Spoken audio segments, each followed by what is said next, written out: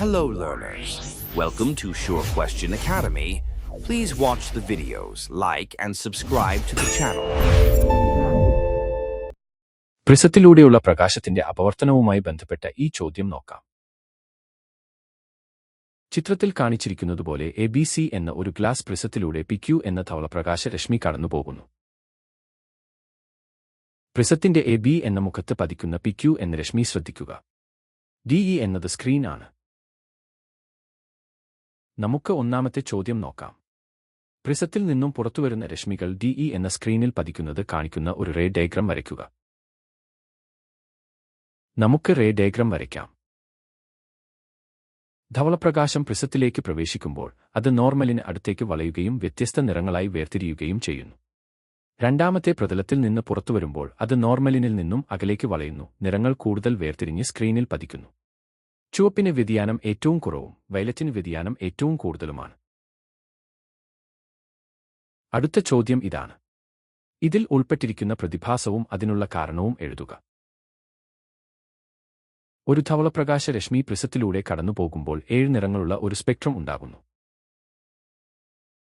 ധവളപ്രകാശം ഘടകവർണ്ണങ്ങളായി വേർതിരിയുന്ന ഈ പ്രതിഭാസത്തെ പ്രകീർണനം എന്ന് വിളിക്കുന്നു. ഇതിനുള്ള കാരണം എന്താണ്?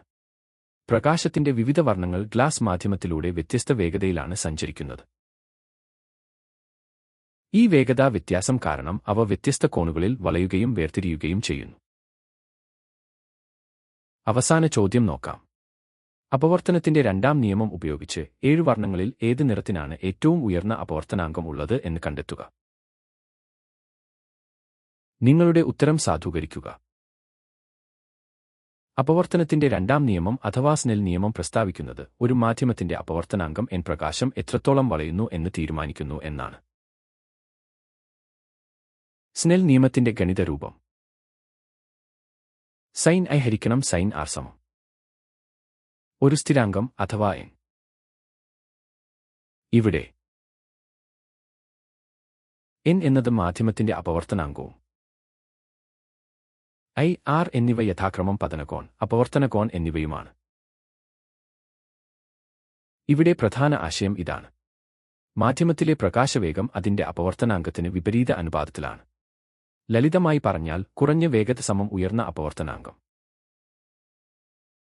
7 നിറങ്ങളിൽ വെച്ച് ഏറ്റവും കുറഞ്ഞ തരംഗദൈർഘ്യം ഉള്ളത് വയലറ്റ് നിറത്തിനാണ്. ഇതുകൊണ്ട് ഗ്ലാസിൽ വയലറ്റ് പ്രകാശത്തിനാണ് ഏറ്റവും കുറഞ്ഞ വേഗതയുള്ളത്, അതിനാൽ അത് ഏറ്റവും കൂടുതൽ വ്യതിയാനം പ്രാപിക്കുന്നു.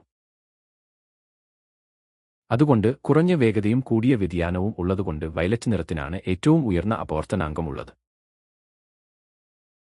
നന്ദി. Happy learning.